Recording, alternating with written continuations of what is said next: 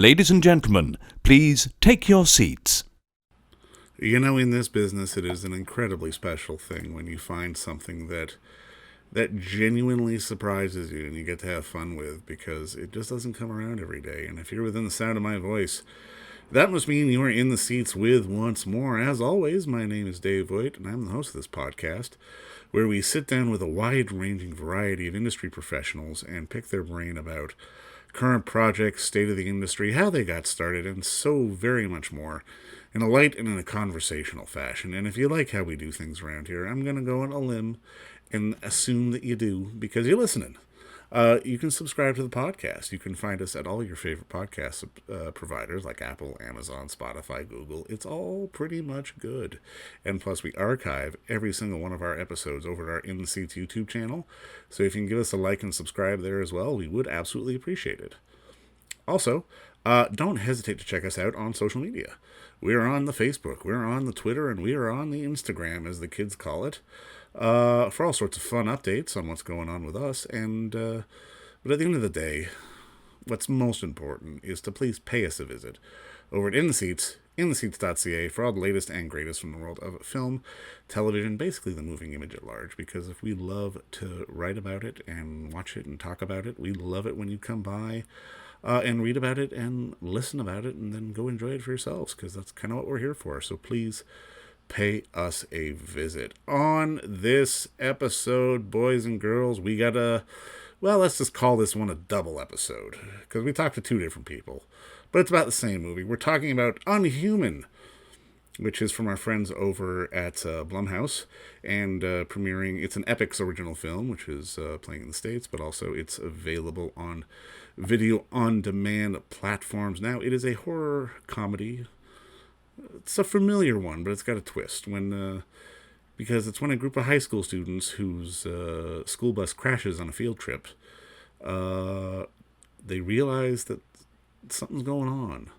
They're being stalked by something. Something has gone horribly awry, and all their relationships are pushed to the test as they're driven out into this horrifying fight to survive and understand what's going on. And there's a bit of a twist to it, but I'm not going to ruin that for you, but because it's a fun one, and it's pretty well done, especially in the sort of high school plague zombie teen comedy genre. It's incredibly well done, and it's pretty smart and self-aware, and it's a hell of a film. But I mean, it's on video on demand platforms now, and we had the unique pleasure of not only talking with writer-director Marcus Dunston, but we had the chance to talk with one of the stars, Drew Scheid, about sort of how they all got involved, and sort of getting the job done and telling the story, and sort of playing in the horror milieu, and so very much more, that are both fantastic to talk to. So I do recommend you check out our both our interviews as I talk with them, but also, like I said, check out Unhuman, which is on video on demand platforms now. But enjoy our talk with Marcus and with Drew, because or Drew and then Marcus. Yeah, it'll be Drew and then Marcus. But between you and me, it's a good one. They were both good ones, but it was a hell of a fun movie, and it's Friday night as I'm taping this. So if you're listening and you need to sort of kick your feet up and have a little bit of fun, this is definitely going to be the movie for you. So check it out on all your favorite video on demand platforms now. But like I said, as always, first, check out our talk with Drew and Marcus, because they're good ones. Dave, thank you so much for having me. Well, thanks for coming on, man. I appreciate this. Now, I mean, obviously, first off, just congrats on the movie, man. This is I didn't expect this to be this much fun, man. This is a hell of a goddamn ride. I mean, oh man, walk me through, I guess, sort of those initial moments when sort of you got the script and went like, damn, I can work with this, you know? Yeah. Oh my gosh. I mean, almost like immediately when I read the script for the first time, when I read Marcus and Patrick's script, like I was just like, great, I'm having fun. Like the movie starts like almost like right away, where it's like, here's the danger. The zombies are here. Like basically on like page 5, it's like, and it's happening, and you're going. And then I'm having fun and I'm reading, and then there's so much great like personal stuff that people get to release throughout the movie. And then there's so much great like different, the emotions swing throughout, and then like when the twist happens, not to spoil, but when the thing happens, I was on a plane when I read it for the first time, and it happens, and then I went like, oh my god, and I kind of like pumped my fist and hit the ceiling by accident because I was just so excited. I was like, what's happening? I was like, no. And then I keep reading. I'm like, oh my gosh, that actually happened. And it keeps going. And I just, I couldn't believe it. It really got me. No, I mean, this feels like it was a fun. This feels like it was a fun one to make. Like when you're going out and reading for stuff. Like, I mean, how important is it for you to just to be able to try to have fun with this kind of stuff?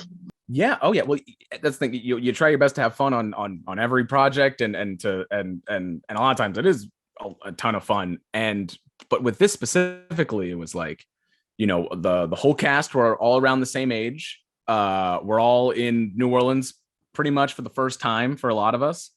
And like it felt like a summer camp. Like we filmed in the middle of this. It was last July we filmed, and we were on set all day together, where all of our scenes were together.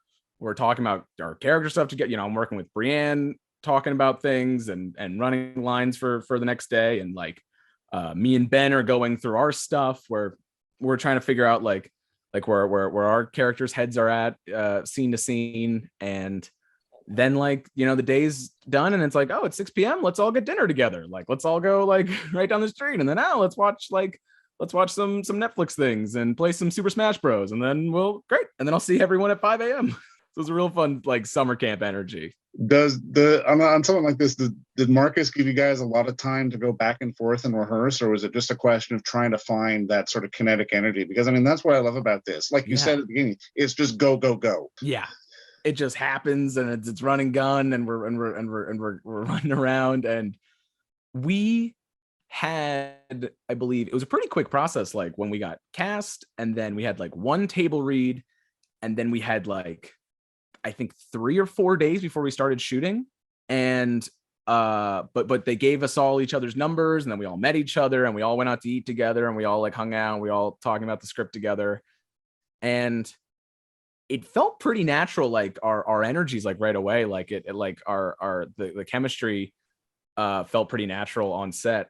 But a lot of it had to do with Marcus getting everyone on the same page, and he did such a great job at a fun thing he would do before every shot setup was he would tell us all what was happening in his mind's eye, and the different shot setups. Okay, so we're gonna have camera here, and then he'd play a song, and it'd be a techno song or something. Right. And it's all right, you're running, and then a thing would happen. The song is and then that's when the zombie comes out, and then you're all scared, and then you're running, and this and that, and you would just get so pumped up and excited, and then that made all of us excited and ready, and we see his vision. He was such an excellent director, and he's this is what I'm picturing, and here it is, and then we got it. And very cool. And he was a very amazing collaborative guy. Now, I mean, I gotta ask, because I read this about you. Is it true you weren't necessarily a big fan of horror movies coming up? Because I mean, obviously, you've been booking all these horror movies. Growing up, I truly was just I was so terrified of horror movies. What was the movie? The movie that really scared me was Anaconda, the Ice Cube movie. Weirdly, that was the movie where I was no, how could anyone do this? This is the scariest thing but to film. And I just avoided horror movies I remember my friend dragged me to The Conjuring while we were in high school, and I closed my eyes the whole time. But then and then slowly I fell in love with it, where it was just then I saw honestly, and it was Blumhouse movies, it was M. Night Shyamalan's The Visit, and I was oh, this is really great, this is really interesting. It's a slow burn, and then the thing happens, and then that was fantastic. And then Get Out comes out, and I'm this is incredible. That's still today one of my favorite movies. And then I weirdly saw Halloween, the original one, the John Carpenter original one, probably 4 months before I auditioned for Halloween 2018. And then I'm now, I would like to be a scream queen forever. Truly, I would like to be. I'll die in every movie Blumhouse would like me to. I love it. I really have a ton of fun, and and you get to do so many incredible things. And I think a lot of people, they hear horror and they think of one thing, like, oh, it's a scary slasher, this and that. And it's like, no, like Unhuman is a movie about like, it's the fear of growing up. It's the fear of losing your friends. It's learning how to be there for each other as we grow and change.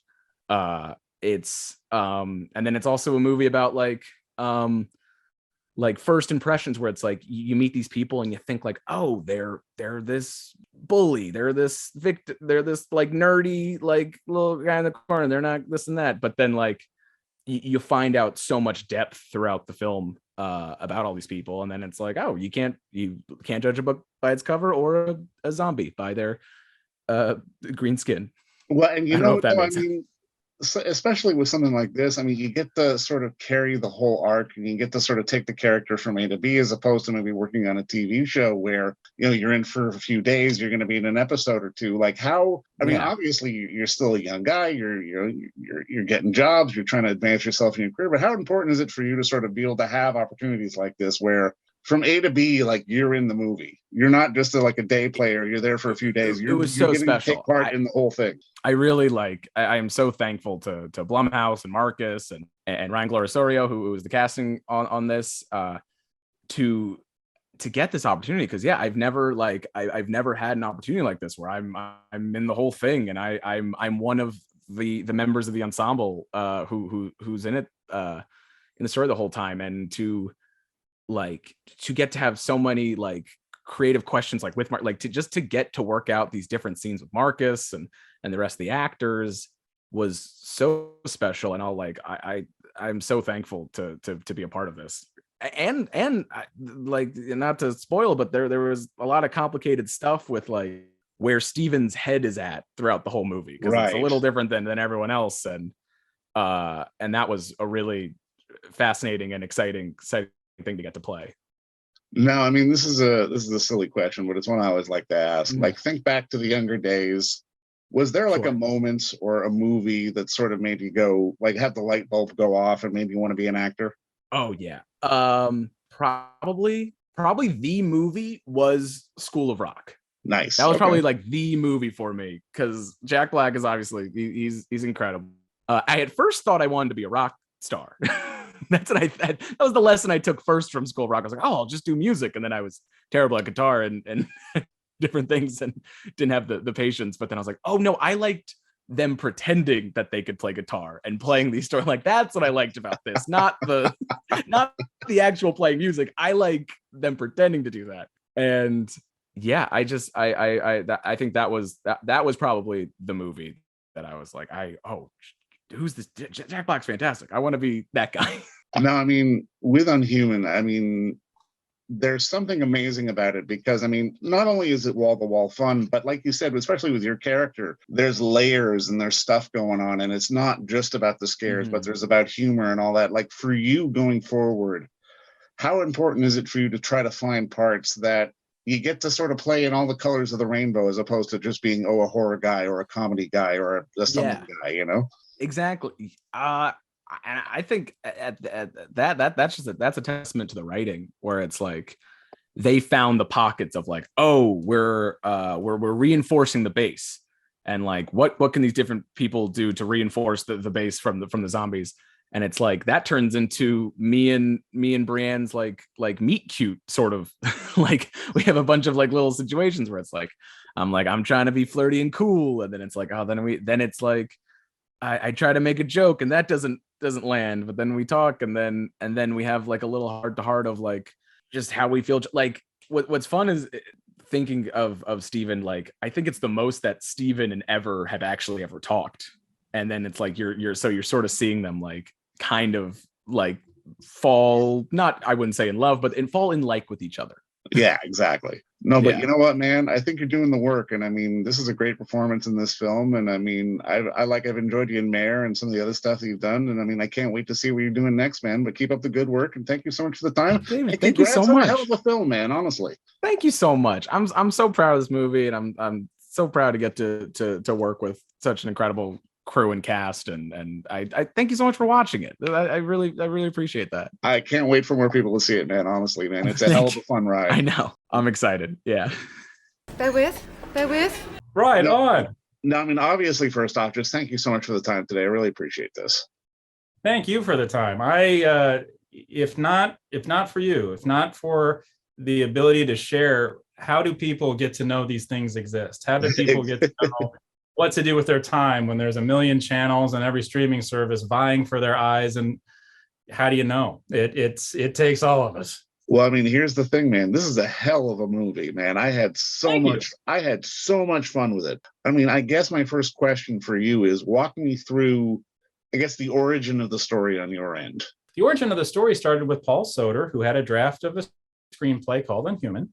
And then through its creation process, I was brought in to realize it.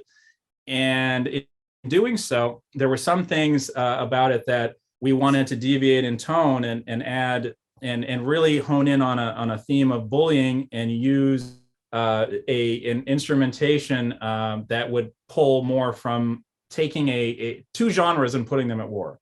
The teen comedy with its now upon introspection, some appalling instincts, and the Go for Broke horror movie, which upon introspection was actually teaching people how to stay on the straight and narrow by means of gruesome dispatch and saying like, okay, stereotypes, here comes the horror movie, bam, who are you now? And then tell a story about these folks that were meant to be in another genre, trapped, being stalked by a vicious, mean, cunning entity that seems to know every type of horror movie that they can throw out there and see what happens. For sure. While making a genuine statement about, hey man, bullying is like an infection. It's like a plague. Yeah. It's like a vicious, lifeless zombie that's coming just to wreck your day. So I guess that begs the next question, because I mean, I love the tagline at the beginning, calling it a Blumhouse sort of after school special. Was that you or was that them? Yes, that was entirely okay. Thank you. Like I would never say like we had to fight for this or fight for that, but I had to earn a lot of the oddity. And that conversation began with Pilgrim. Pilgrim was one I did through Into the Dark, but for that one, I wanted it to be along those same lines because, man, if we're going to instill a lesson, why don't we go for broke? And because we can do so with style and attitude and really directing it can be more extreme, as if like for example, if you don't have the budget to show the big explosion, well, do what you can with the performance in that moment to make it as exciting. If you don't have the length of time to capture these things, well, maybe go for broke in what you do with the frenzy of that adrenaline. And so help me, if you're just doing something you've seen before, then by God, realize it with enough outrageousness so you'll feel like you're seeing it for the first time. This was like, can we please say it's a Blumhouse after school special? Can I please do a yearbook shoot and say like where the characters start, where they end up? Now, off the top, it was, let's see how it turns out. Once it turned out, thank goodness the materials were there. So we earned it. It was never a no. It was always a here's how. And the here's how of that was earn it. If you can pull this tone off, meaning cast, if you can deliver this tone, meaning crew, if we can capture it, meaning me, can you convince everybody to kind of do some of these things, then okay, you'll have your title card. Well, you know what, man, you did it and then some. And I mean, I think a lot of that goes down to the cast. I mean, I literally just got off the line with Drew, who did such a fantastic job in this. Isn't he awesome? In fact, he is also forever. So I still have his action figure, I love that man. He is so good, man. Walk me through casting for something like this, because obviously you got to get the right group of actors who will get it, who will understand the layers of the story that you're trying to tell.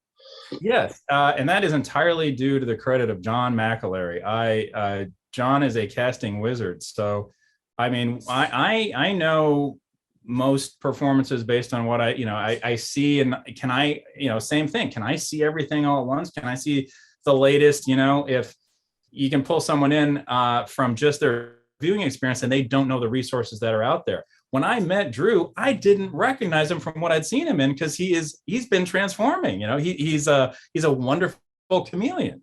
And I loved that. I thought every one of these actors that showed up, Uriah, Drew, led by Brienne, Ali Gallo, these are Lo Graham, Blake, like they all were, we can play this part, but you saw their vast resources beneath that, and that inspired the rewriting to keep giving them layers, to keep giving them an arc.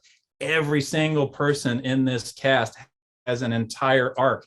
They don't just show up as an exclamation point of a type and then you never see them again. Everybody, under the duress of a bullying, inciting, horrific episode, shows their true colors. And sometimes it's red on the floor, and sometimes it's an absolute brilliant moment of self-awareness, protection, joy, love. No, I mean, this film has such a frenetic pace, which I think really suits it quite well. And I mean, I got to ask about the production design, just because, I mean, I love the look of the bus. I love the mist, sort of the use of the mist, and even sort of, and like the building, and just talk to me about just sort of trying to like create these spaces, because I mean, especially with the mist, I mean, at least for me, as someone who's seen horror films, like I got what you were doing. You were sort of creating this sort of other bubble that these characters were living in. Like, and I mean, I could see people maybe not getting it, but for you, how important was it to sort of really focus on design and have something that looked like it wasn't something that we could see next door? Every act was a different genre. The first act took place in the bubblegum world of the teen comedy. So that bus had to be pristine, bold, gold yellow, something fever dream colors. The exterior of a house had to pop with emeralds and greens, and no matter how bright the image was, you still wanted to see the royal blue and the crisp white of a sky encumbered by only the perfect fluffy clouds. Then the transformation happens with a bus colliding into the second world. The second world was the woods. Mick was, I believe, the gentleman who was responsible for the atmosphere. I have never had such dependable atmosphere. Like I have been part of movies that have had 10 times the budget, and they always run out of the fog juice. And you're always like scrambling. And when, for some reason, this gifted person and his crew allowed it to be the character and the wish, and the New Orleans heavy atmosphere and the heat and the woods corralled it so it could be our ode to, remember when you were in the Evil Dead, and when the dead were showing up, it's just suddenly had this otherworldly atmosphere. Let's justify this open engine chassis of a bus. Yeah, it's going to be a little smoky, but let's run with it and create a confusion, disorientation place to justify where the next movie is coming from. The next movie is, we don't know what this is. Is it supernatural? Is it Unhuman? Then Act 3, I went to Italy. That is Dario Argento, who I thought, with Art Deco, with bold lighting choice, the Technicolor matrix system of Suspiria, that was painting with the colors. I mean, this man changed the color of my nightmare. I saw Suspiria when I was far too young through Parted Fingers, and the marriage of music and imagery was a poem, this horrifying poem, and it instilled, like, guess what? It might be horror. It can always be beautiful. Yeah. How savage and whatnot. So that for me was a play box. Now, thank goodness, we had the most gifted director of photography in Lynn Moncrief, who understood we had a shorthand from working on Pilgrim together about how we could push the light. And thank goodness Blumhouse let us run wild with these creative impulses. They had to be approved. They had to be pitched and approved.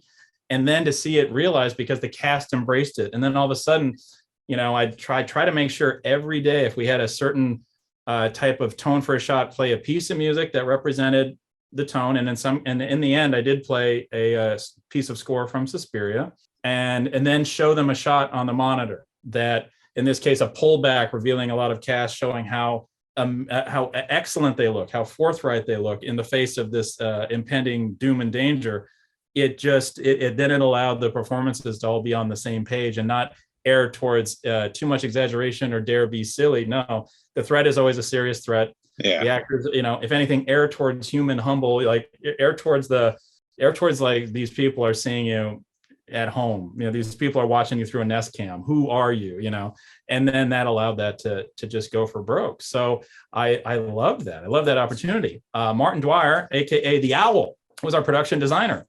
And with him, the conversation was easy. It's like, all right, when they get into this place, we're telling a busted antiverse story of Oh, the Places You'll Go by Dr. Seuss. And this is everything in the decor is a broken piece of childhood. This movie had 2 secret production designers in it. 2 of the characters were designing this in a way. Yeah. And Ever is actually a camera. She's the camera. And another person is revealed to almost be the director. So there is the production within this that's happening, albeit the mechanism is horror and whatnot.